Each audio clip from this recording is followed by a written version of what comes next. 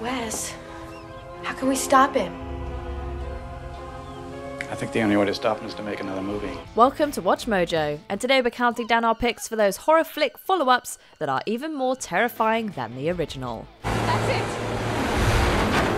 That's the truck that's gonna kill everybody! Number 10, Saw X. You promised dying people. Dying people!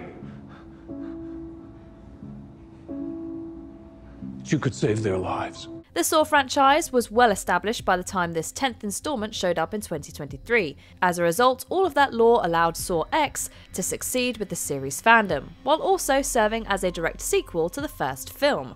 I want to play a game. The passage of time allowed for better, more gruesome effects, as well as a new array of deadly traps. The return of stars Tobin Bell and Shawnee Smith provide connecting tissue to the film.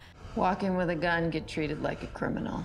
But Saw X actually stands on its own as a grim and grisly horror tale, with plenty of guts. Hello, Mateo. It's time to play a game. Number 9, When a Stranger Calls Back.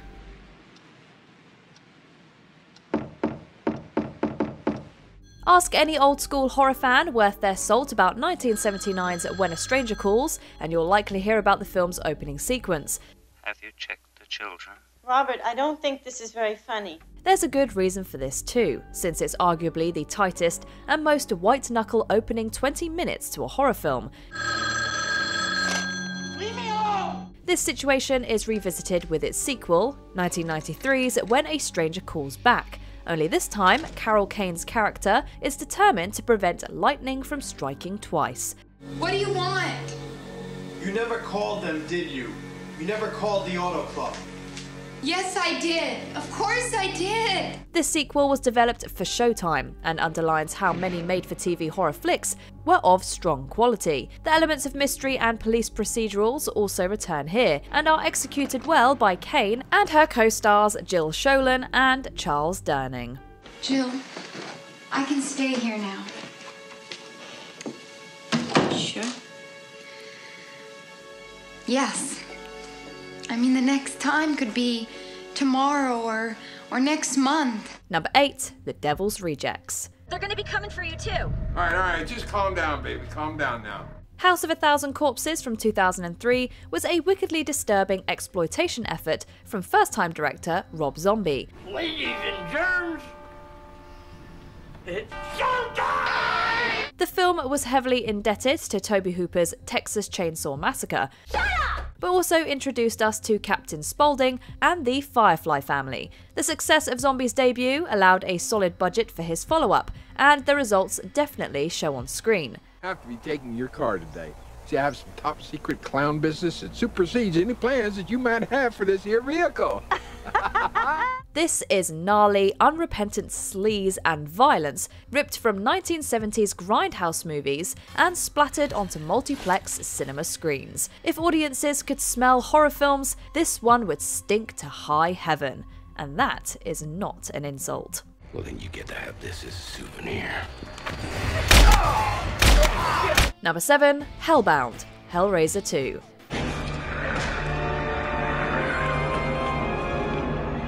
The doctor. Is he? No horror franchise stays great forever, and the Hellraiser franchise is no exception. This isn't for your eyes. That said, the first 2 entries are among the finest horror efforts, and a case can be made for the second being even better than the first. Clive Barker's original novella, The Hellbound Heart, is actually fairly short. And to think, I hesitate. And the first film distills all of its creepy essence in a perversely beautiful way. Hellbound Hellraiser 2 wasn't written or directed by Barker, but the film expands on the source material in a manner that feels earned and aligns with the OG. I recommend amputation. The Cenobites also receive more screen time here, alongside a new antagonist, the devilish Dr. Channard. You have your whole lives behind you now. Anesthetic at hand. Shame. Number 6, Ouija, Origin of Evil. Spirit, will Lena come to homecoming with me? It isn't often that a sequel or prequel manages to outdo its predecessor, but then again, 2014's Ouija didn't exactly set a high bar. I don't even think I believe in these things, but I still don't want to touch it. The film wasn't well received by critics, and it wasn't until director and co-writer Mike Flanagan took over for Ouija Origin of Evil that things started looking up. Darling.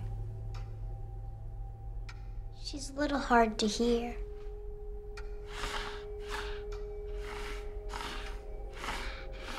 The film's late 60s setting feels authentic, and the acting is improved across the board. The scares are also there, and the atmosphere is palpable, especially for a PG-13 rated film. Being in the dark with the others, voiceless, cold, insane. And it talks about the other things in the dark. All of this allows Ouija Origin of Evil to succeed in every place the original Ouija failed. Number 5, Friday the 13th Part 2. Answer me! The infamous jump scare ending to the original Friday the 13th introduced the horror world to Jason Voorhees, and the cultural landscape was changed forever.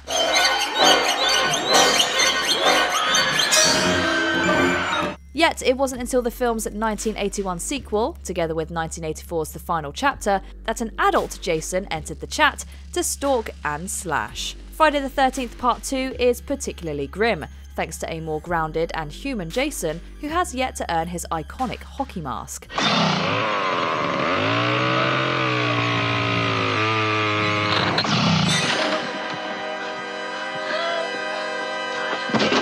The actions of this sackclothed killer feel visceral, without much of the self-aware irony that would creep into later installments.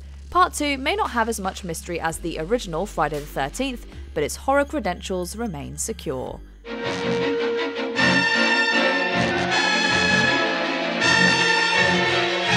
Number 4, Final Destination 2. You need to stop that truck! Never underestimate the power of a great premise.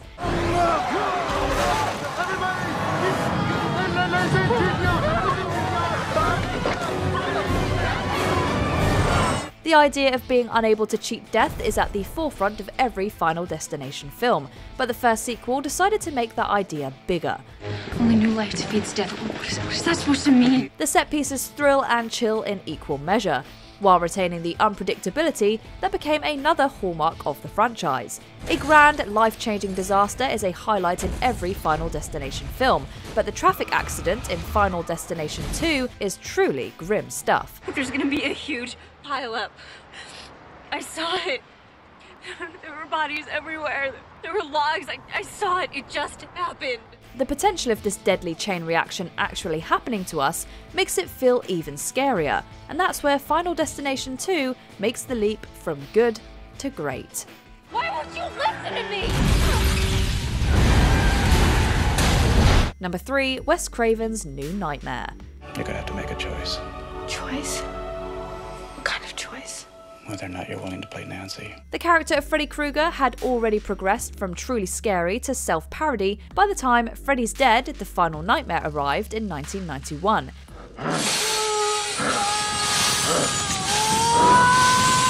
It took the meta-commentary of Wes Craven's New Nightmare in 1994 to make Freddy scary again, and it was super successful in this aim. Cut this evil out of him! In fact, the execution and framing here is so well done that New Nightmare actually stands up against the original A Nightmare on Elm Street quite well. The bait and switch for presenting Krueger as a fictional creation, only for Freddy to appear with a new and updated look, is excellent. Freddy's dead.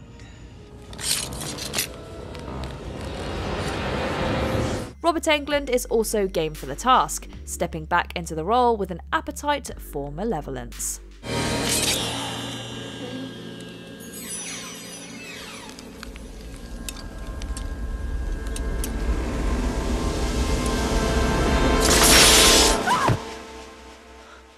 Number 2, Amityville 2, The Possession. Bless our new home and watch over us as we become a part of this community. We thank thee for this food. Bless it to the nourishment of our bodies.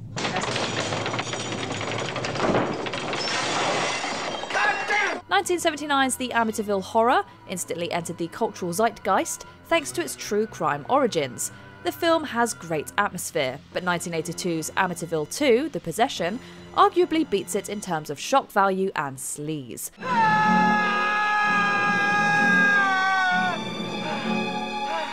Maybe it was the choice to hire an Italian director, Damiano Damiani, to helm the film, since that country's genre cinema is known for its transgressive nature.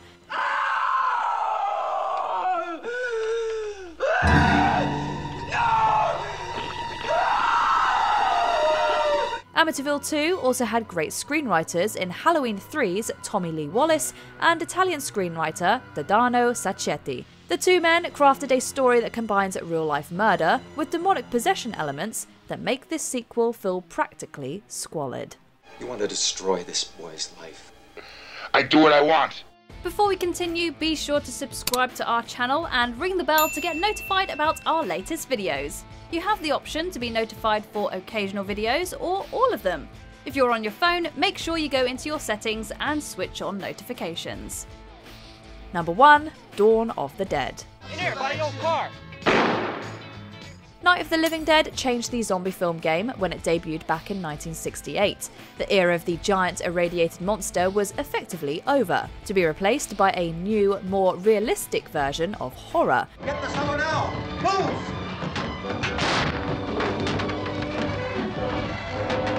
Director George A. Romero would change the game once again in 1978 with this sequel, which upped the ante in terms of stakes, style, and sickening gore. Hold it, fly boy! Don't go into the stairway! Don't open that door, baby. You'll leave him right up with you. Run for it! The siege elements that were presented in Night of the Living Dead remain, only this time set in the bastion of commercialism, the shopping mall. Dawn of the Dead might just be the perfect zombie flick. We're okay. We got it made. It's gonna work.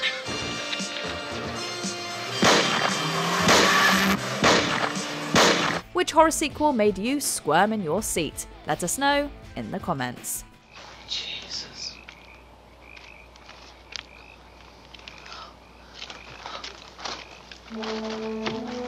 Did you enjoy this video? Check out these other clips from WatchMojo, and be sure to subscribe and ring the bell to be notified about our latest videos.